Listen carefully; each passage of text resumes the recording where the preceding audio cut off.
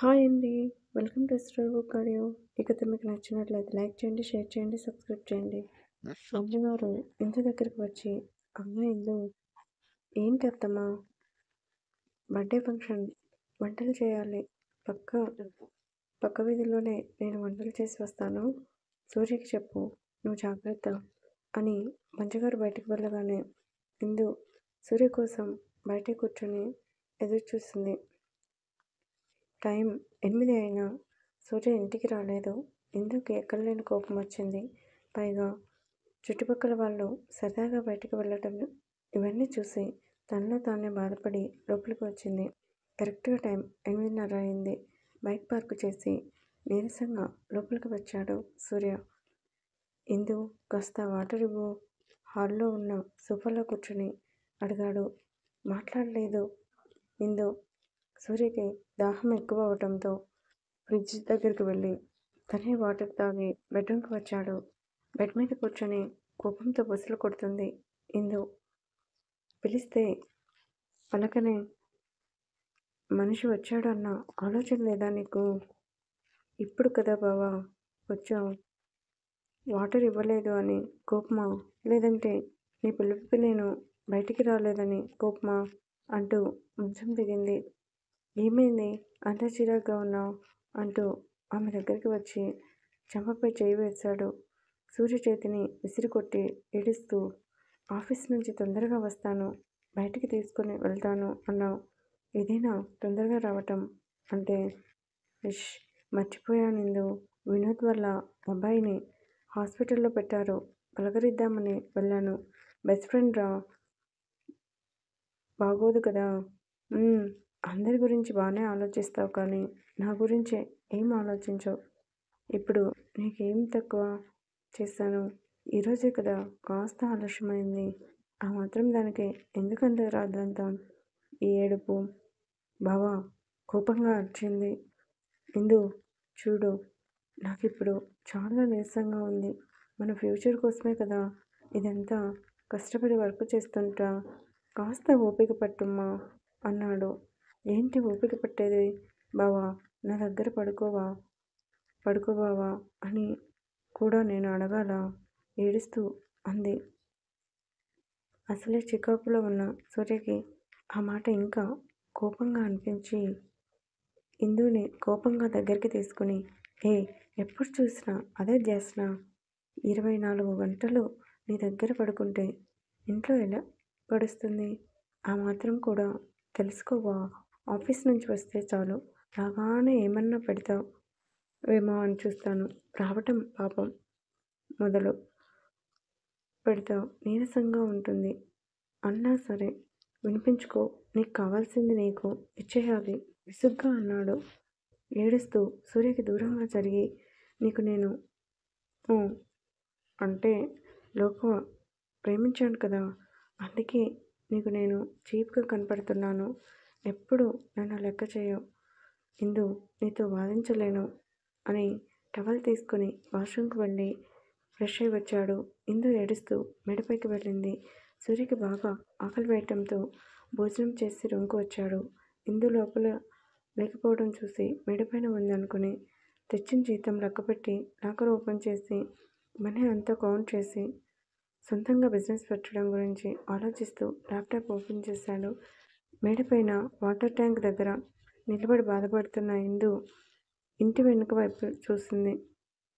Rakesh phone మాట్లాడుతూ పదే పదే ఇందుని చూసి కావాలనే తన భార్యకి దగ్గరికి వచ్చి ప్రతిసారి కిస్ చేయటం, హగ్ చేసుకోవటం, నడుము దగ్గర చేయి వేసి ఇందుని చూసేవాడు.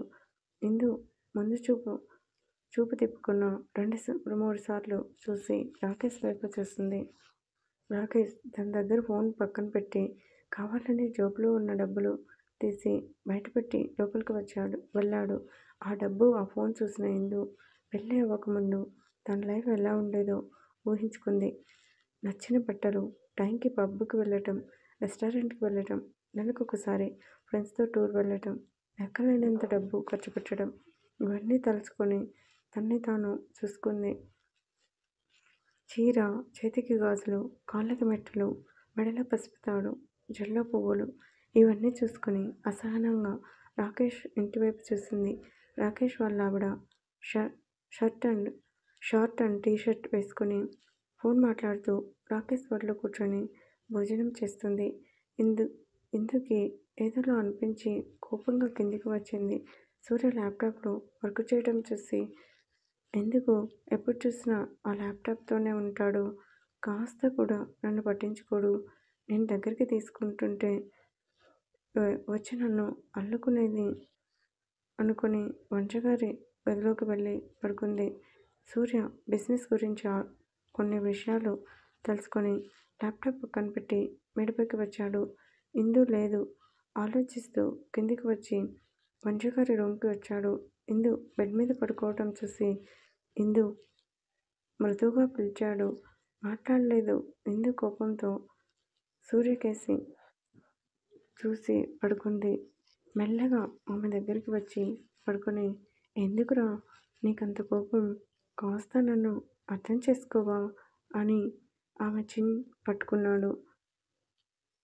ఇప్పుడు నా దగ్గర ఎందుకు వచ్చా? తన ఒంటి మీద ఉన్న సూర్య చేతిని విసిరికొట్టింది. ఇందు అంటూ దగ్గరికి తీసుకున్నాడు. నాతో మాట్లాడకు బావా అంది. అది కాదే, నీతో ఒక విషయం చెప్పాలి. చెప్తే నువ్వు షాక్ అవుతావు తెలుసా? మన ఫ్యూచర్ గురించి ఏదోటి సొంత ఏదోటి సొల్లు చెప్తావు అంతే కదా? కోపంగా అంది. ఎందుకో ఆ మాటకి బాధపడ్డాడు సూర్య. సరే, నీ కోపం తగ్గాకే నా రూమ్కి రా, నీకోసం వెయిట్ చేస్తాను అని సూర్య వెళ్ళగానే ఇందు తనలో తానే రగిలిపోయింది. ఏంటో అంతా నా కర్మ అనుకుని పావుగంటకి సూర్య రూమ్కి వచ్చి షాక్ అయ్యింది. రూమ్ అంతా చీకటిగా ఉంది. బావా ఎక్కడ ఉన్నావు అంటూ చీకట్లో అతని కోసం వెతుకుతుంది. వెనుక నుంచి ఆమెను ఎత్తుకుని మెడవెంపుల్లో ముద్దు పెట్టాడు. ఇందు కోపం ఇట్టే ఎగిరిపోయింది. నన్ను ఎలా కూల్ చేయాలో నీకు బాగా తెలుసు బావా అని నవ్వుతూ సూర్య వైపుకి తిరిగింది. బెడ్ లైట్ వేసి ఆమెని బీరువా దగ్గరికి తీసుకుని వచ్చి డాక్యుమెంట్స్ పేపర్ చేతిలో పెట్టాడు. ఏంటి బావా ఇది? తొందరలోనే మీ బావ సొంతంగా కంపెనీ పెట్టబోతున్నాడు. దానికి సంబంధించిన సైట్ పేపర్స్ అవి అమ్మ కూడా సాయం చేసింది.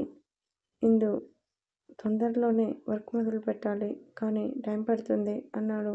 అవునా, ఎప్పుడు బావా అంది. ఒక 3 నెలలు పడుతుందిరా. మనీ చూడాలి కదా. బ్యాంక్లో లోన్ పెడతాను, తెలిసిందే కదా. ఆ లోన్ రావాలి. ఈలోపు జాబ్ చేయాలి, ఇంట్లో అన్నీ చూసుకోవాలి అని సూర్య అనగానే ఇందు అవేమీ వినిపించుకోలేదు. బావా ఎప్పుడు చూసినా ఫ్యూచర్ కోసమేనా? మన టైం మనకి ఇవ్వు బావా అని సూర్యని హత్తుకుంది. అది కాదు ఇందు, ఒకసారి నేను చెప్పేది విను. నేను ఏం వినను బావా. పొద్దున్న అనగా ఆఫీస్కి వెళ్తావు, సాయంత్రం 6 గంటలకి వస్తావు. నీ కోసం ఎదురు చూసే నీ భార్య ఉందన్న విషయం నీకు అస్సలు గుర్తురాదు.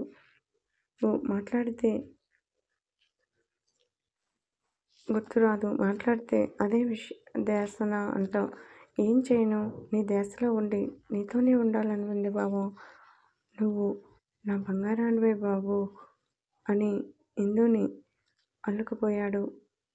అలక తీరగానే సూర్యని అల్లుకుంది ఇందు.